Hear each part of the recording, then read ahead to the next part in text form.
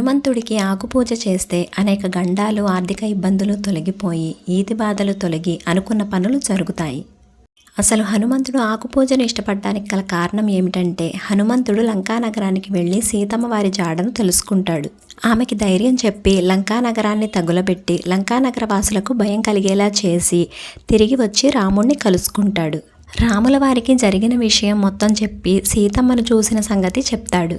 శుభవార్తను తెచ్చిన వారికి తమ దగ్గర కల ఖరీదైన వస్తువులను బహూకరించడం అప్పట్లో ఒక సాంప్రదాయంగా ఉండేది.